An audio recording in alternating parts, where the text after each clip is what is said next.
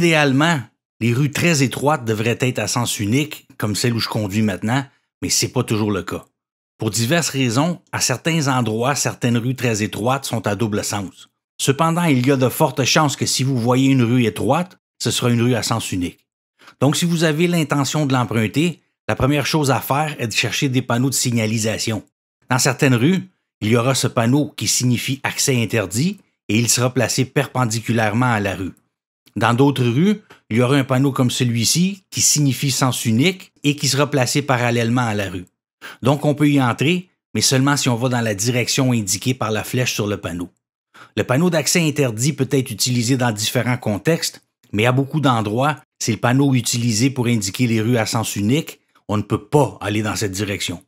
Voyez ça comme quelqu'un avec une tête de panneau de signalisation qui est enragé parce qu'il ne veut absolument pas que vous alliez là. En gros, ce sont deux façons différentes d'établir la direction du trafic dans une seule direction. Le panneau à sens unique sera placé aux deux extrémités de la rue. L'accès interdit sera uniquement à l'extrémité à laquelle on ne peut pas accéder, d'un seul côté ou des deux. Les rues étroites et à deux sens qui sont courbes et droites ne posent pas vraiment de problème, car on peut voir à l'autre bout. Mais dans les rues longues ou avec des courbes, regarder loin et anticiper est très important, comme c'est le cas pour la conduite en général, mais dans ce cas, pour rester aussi centré que possible et aussi pour voir les gens de loin et repérer à l'avance des endroits où on pourra nous déplacer si on doit céder le passage. On va devoir analyser qui a de la place pour laisser passer l'autre. Sur ce pont, l'autre conducteur est loin, mais c'est quand même lui qui est le plus proche du pont.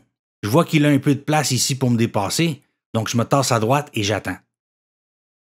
Maintenant, ce conducteur arrive, donc il va devoir faire la même chose et m'attendre.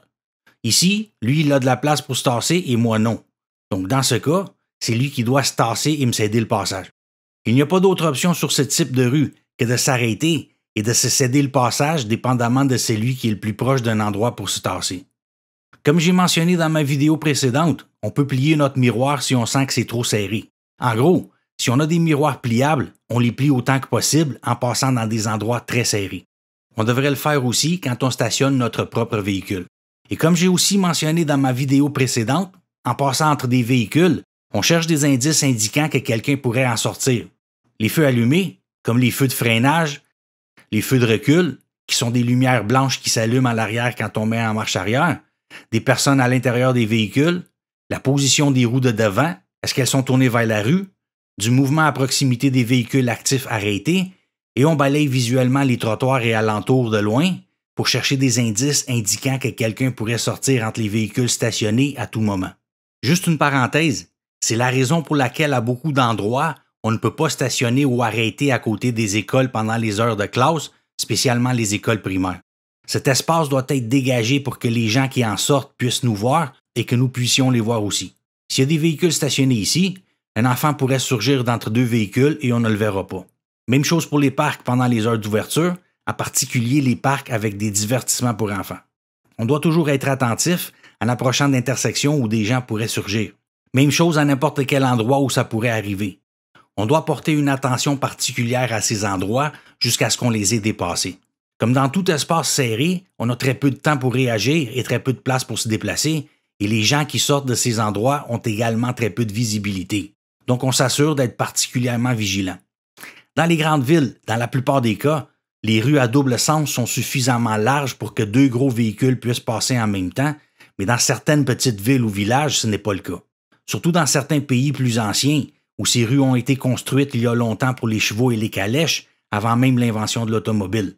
Mais même dans les grandes villes, il y a des rues serrées à double sens. Donc s'il y a quand même de la place pour les deux véhicules, on ralentit autant que nécessaire et on s'assure d'être prêt à freiner à tout moment. S'il n'y a pas de place pour deux, on anticipe et on cherche des endroits où on peut se tasser pour céder le passage.